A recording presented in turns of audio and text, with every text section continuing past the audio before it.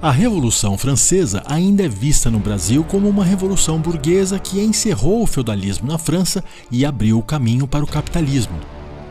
Mas essa interpretação contém 3 grandes mitos que vamos discutir neste vídeo.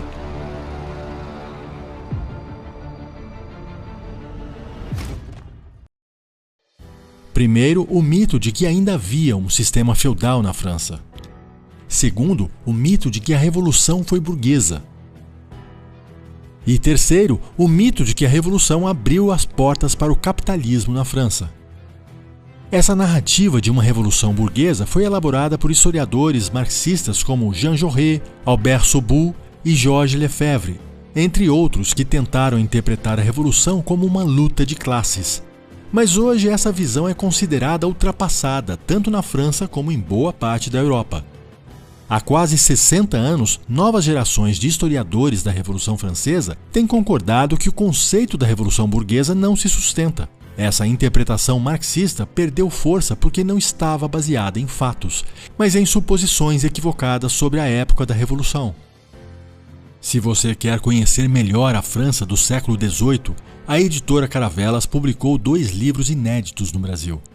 Os Intelectuais da Revolução Francesa, de Daniel Monet, que trata sobre os diversos autores iluministas que influenciaram a Revolução Francesa, e a Revolução Sanguinária de Louis Madelin, que explora a destruição, a violência e as contradições da Revolução, principalmente no período jacobino. Os 2 livros são considerados 2 dos melhores trabalhos já publicados em português sobre esse assunto. Você pode encontrá-los no site da editora Caravelas ou na Amazon pelos links que estão na descrição deste vídeo. Agora vamos falar sobre o primeiro mito, de que a Revolução serviu para encerrar o feudalismo. Não havia mais feudalismo na França em 1789. Isso porque já não existia uma estrutura política que pudesse ser chamada de feudal. As relações de suzerania e vassalagem haviam acabado. Não havia mais servos, salvo algumas exceções em uma ou outra região mais atrasada. Mas o fato é que a economia francesa não era mais feudal. Historiadores como François Furet, em livros como Pensar a Revolução, mostraram que o que havia era apenas alguns resquícios do antigo feudalismo, como alguns poucos impostos e taxas que herdeiros dos antigos senhores feudais tinham o direito de cobrar dos camponeses. Esses impostos foram um dos motivos que provocaram manifestações populares, justamente porque não faziam mais sentido numa sociedade que não era mais feudal. François Furet foi o primeiro a apresentar essas informações nos anos 1960. Depois dele, vários outros historiadores verificaram e confirmaram este fato em novas pesquisas, e essa é a visão que predomina na historiografia atual. Por isso, afirmar que o feudalismo ainda resistia na França por causa de alguns antigos impostos feudais é tão absurdo quanto afirmar que o Brasil ainda vive na ditadura militar porque hoje ainda pagamos impostos como o ICMS e o IPI, que foram criados sob o regime militar. Até o historiador marxista Georges Lefebvre, que defendia a tese de uma revolução burguesa, escreveu em 1932 que o antigo regime já havia colocado a história agrária da França no caminho do capitalismo. Portanto, ele admitia que a economia feudal havia sido superada. Mas essa afirmação tem um problema. Ela contradiz a tese da Revolução Burguesa, porque se a monarquia já estava abrindo as portas para o capitalismo, o que aconteceu em 1789 não pode ser chamado de revolução. As revoluções não fazem continuidades, fazem rupturas. Ou bem a revolução não levou o capitalismo para a França, ou o capitalismo não havia iniciado antes da revolução. O modelo econômico francês já funcionava como um sistema mercantil. O comércio havia se desenvolvido, mas os impostos ainda eram altos e o monopólio das guildas de artesãos dificultava o livre mercado. Portanto, o modelo não era nem feudal e nem capitalista. O segundo mito é de que a Revolução Francesa teria sido burguesa. Ou seja, ela teria ocorrido para atender os desejos de uma classe interessada no desenvolvimento do capitalismo. O problema é que não havia uma burguesia estabelecida no sentido marxista da palavra, isso é, industriais, banqueiros e grandes comerciantes. Esses empresários naquele tempo eram pouquíssimos em todo o país e, o mais importante, eles não lideraram o processo revolucionário. No livro A Interpretação Social da Revolução Francesa, o historiador Alfred Cobbin chegou a escrever que os historiadores marxistas inventaram uma luta de classes na Revolução Francesa para tentar confirmar a teoria de Karl Marx. Os fatos levantados por muitas pesquisas da historiografia ao longo do século XX mostram que a burguesia industrial e financeira ainda era insignificante na época da Revolução e não estava organizada como uma classe unida por ideais e objetivos comuns.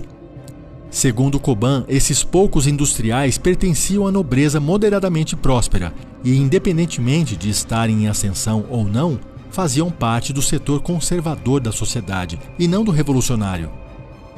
A maioria dos deputados revolucionários das primeiras assembleias era composta por advogados como Robespierre, Danton e Saint-Just, ou jornalistas como Jean-Paul Marat, Camille Desmoulins, Pierre Brissot, Jacques Hébert e Antoine Bernabe. Também havia clérigos como o bispo Talleyrand e o abade Sieyès, além de nobres como o conde de Orleans, o conde de Mirabeau e o marquês Jacques Chastenet. Havia também funcionários públicos como juízes e outros magistrados. Nenhum desses deputados estava preocupado com lucro, liberdade de mercado ou facilidades para empreender. Em termos marxistas, portanto, eles eram pequeno-burgueses e acreditavam que o Estado era a instituição que deveria liderar o processo rumo ao progresso da sociedade, uma visão completamente anticapitalista. O historiador François Furet, por exemplo, afirma que os revolucionários tinham visões críticas sobre o capitalismo e que as medidas iniciais da Assembleia visavam defender o que na época era chamado de vontade geral, contra a acumulação capitalista descontrolada e as desigualdades geradas por esse sistema econômico que já era visto como explorador por grande parte dos deputados.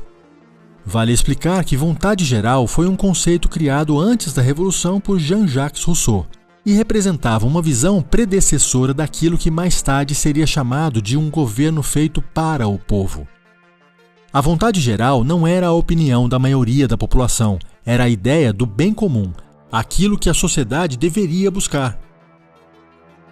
Apesar de todos esses fatos, aprendemos que a Revolução Francesa foi uma revolução burguesa, mas ninguém conta que as medidas econômicas da Revolução foram essencialmente anticapitalistas e muito mais semelhante às medidas de governos que no século XX se identificavam como socialistas.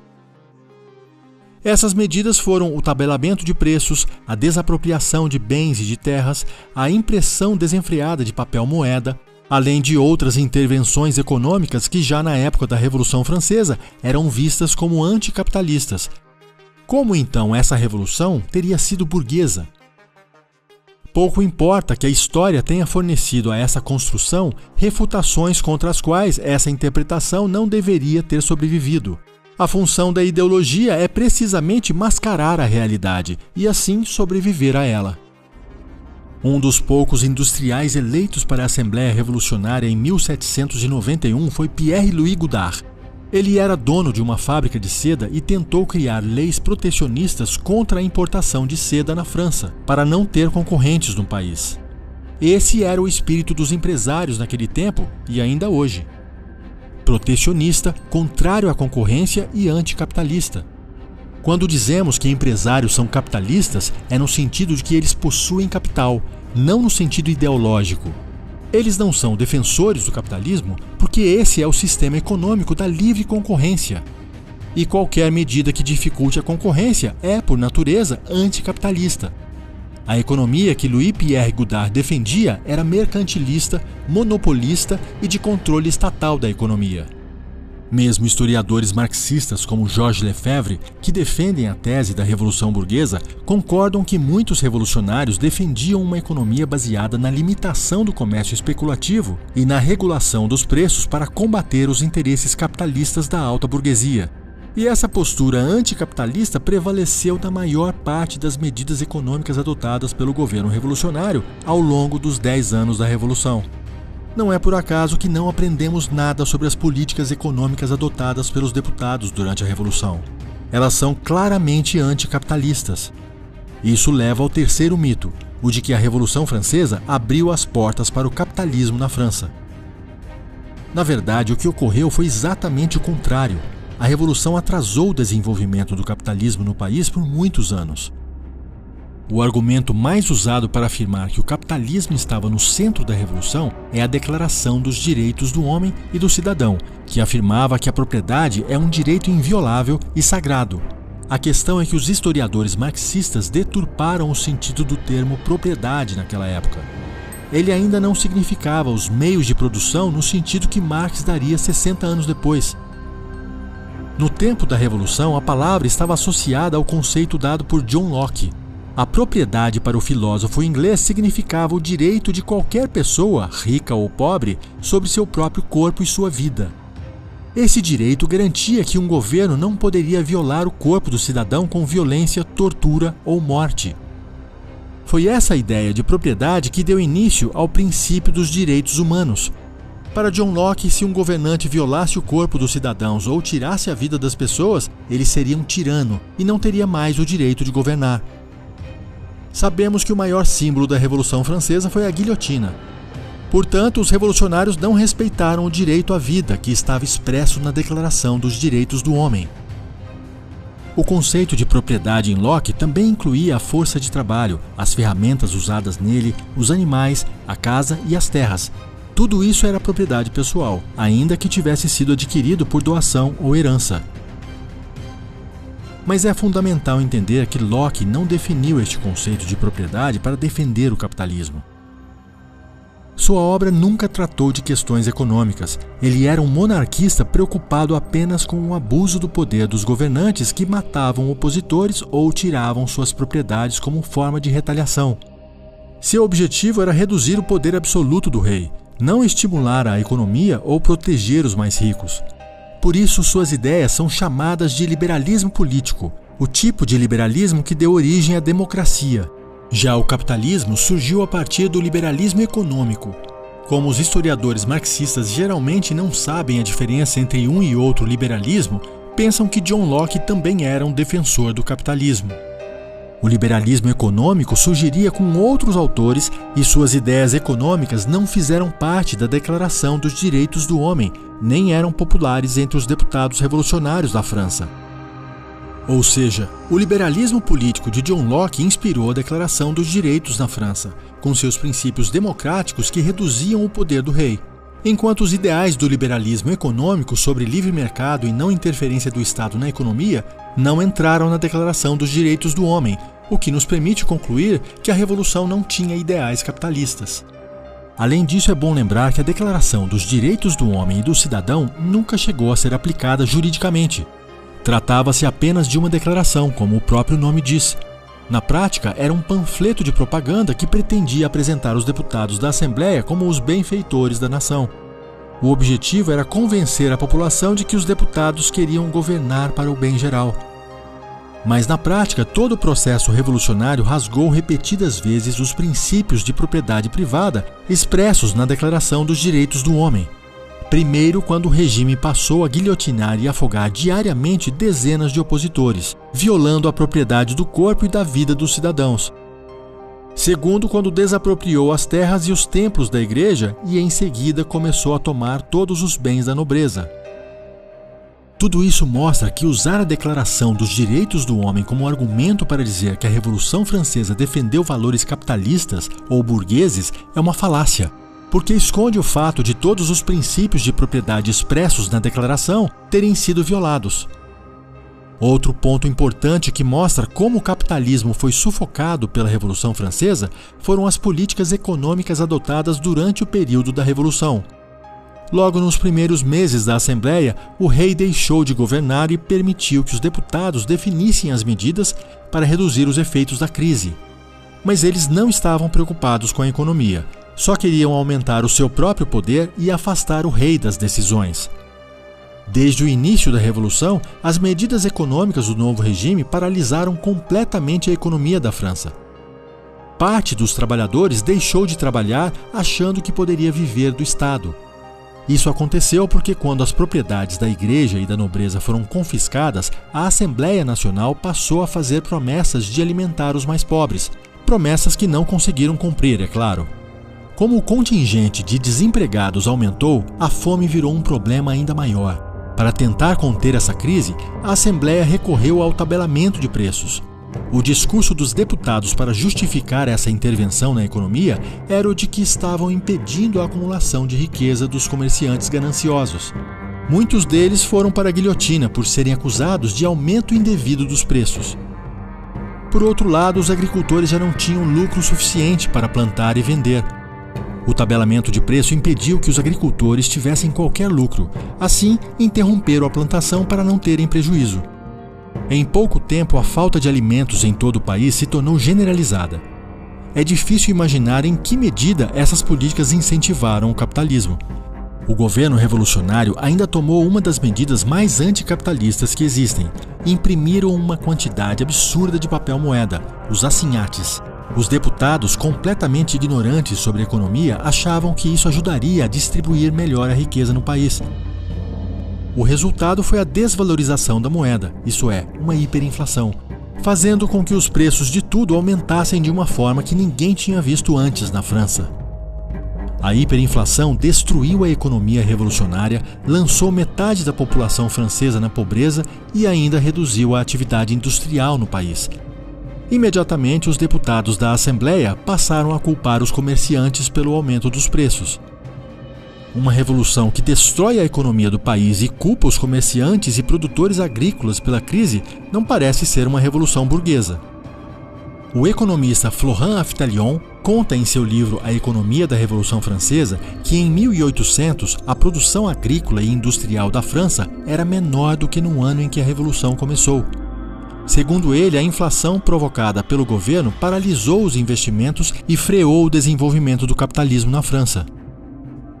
Para tentar conter a crise, os revolucionários decidiram criar impostos para pagar as dívidas do tesouro. Esses impostos foram aplicados sobre a venda de produtos. Isso aumentou o custo de vida da população, porque o preço final dos produtos taxados subiu. O resultado foi a queda do consumo e a falência de diversos comerciantes e produtores, aumentando o desemprego e a fome. Todas essas medidas são reconhecidamente o oposto de uma economia capitalista. Portanto, a Revolução Francesa não foi uma revolução burguesa e não abriu as portas para o capitalismo na França. De fato, ela inspirou diversos pensadores a formularem o pensamento socialista. Não foi por acaso que os primeiros intelectuais socialistas surgiram poucos anos depois da Revolução acabar. Saint-Simon, por exemplo, foi um dos primeiros socialistas do século XIX. Era um entusiasta da Revolução Francesa e admirador dos jacobinos. Louis-Auguste Blanqui foi outro socialista inspirado pelos jacobinos. O socialista Charles Fourier não era jacobino, mas foi inspirado pelos ideais de igualdade da Revolução e defendia uma transformação social, ao invés de uma revolução política. Karl Marx criou sua teoria revolucionária partindo da ideia de que os intelectuais socialistas inspirariam uma nova revolução, dessa vez socialista, da mesma forma que os intelectuais iluministas inspiraram a Revolução Francesa. Não é estranho que uma revolução burguesa tenha inspirado tantos intelectuais socialistas? Só isso já mostra que ela não foi uma revolução burguesa. O que ela provocou na burguesia foi uma reação. O conservadorismo político nasceu justamente contra a violência revolucionária. Até hoje, os conservadores são aqueles que preferem mudanças paulatinas por meio de reformas, ao invés da destruição total proposta pelas revoluções. Mesmo antes da Revolução, já era possível notar essa diferença entre os pensadores iluministas. O livro Os Intelectuais da Revolução Francesa mostra que havia tanto iluministas que eram monarquistas e preferiam mudanças calculadas e sensatas, e outros mais radicais que defendiam a destruição completa da sociedade. Esta foi a origem daquilo que os revolucionários franceses começariam a chamar de direita e esquerda.